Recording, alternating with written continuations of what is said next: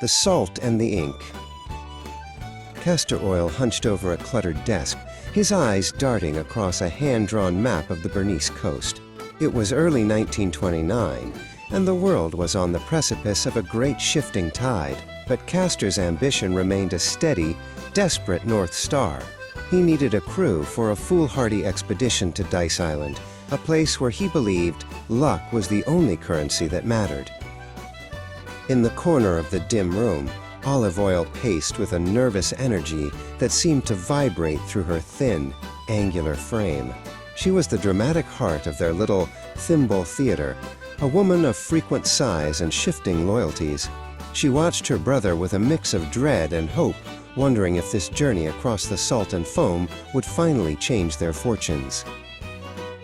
The siblings eventually left the cramped office and stood together on the edge of the pier.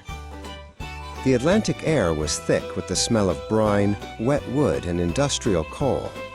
The world of the comic strip was about to expand its stage, moving from domestic squabbles in the parlor to the vast, unpredictable theater of the high seas. Castor walked the length of the docks alone, his boots clicking rhythmically against the damp, salt-crusted wood. He ignored the sleek yachts of the wealthy and the heavy, rusted freighters of the shipping lines. He was searching for a specific kind of man, someone desperate enough or mad enough to navigate a small boat into the unknown. Near a rusted iron bollard, a man sat perched on an upturned crate, his figure partially obscured by a thick cloud of pungent tobacco smoke. He wore a simple sailor's cap and a dark pea coat that had clearly seen better decades.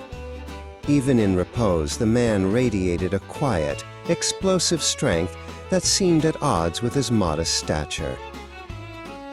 Castor approached the stranger, leaning in with his typical bluster to mask his nerves. "Hey there, are you a sailor?" he barked, his voice competing with the mournful cries of the gulls and the slapping of waves against the pylons.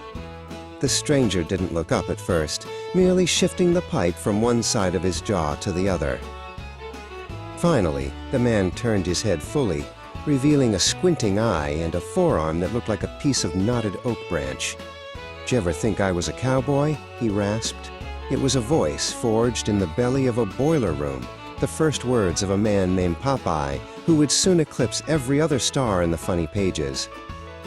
Olive Oil stepped forward from the shadows of the warehouse, her initial skepticism softening into a sharp, sudden curiosity.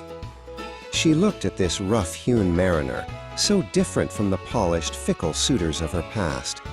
She felt the first stirrings of a dynamic that would redefine the American comic strip for generations to come. Castor and Popeye shook hands, one a frantic schemer, the other an immovable force of nature. With the deal struck, they prepared to board their modest vessel. They were leaving the safety of the shore behind, just as the ink of 1929 began to dry on a story that would never truly end. Far from the docks, in the quiet sanctuary of a studio, a man named Elsie cleaned his ink-stained nibs and looked down at his sketches. He didn't know yet that he had captured lightning in a bottle, or that a weary world would soon find its courage in a can of spinach and the grit of a common sailor.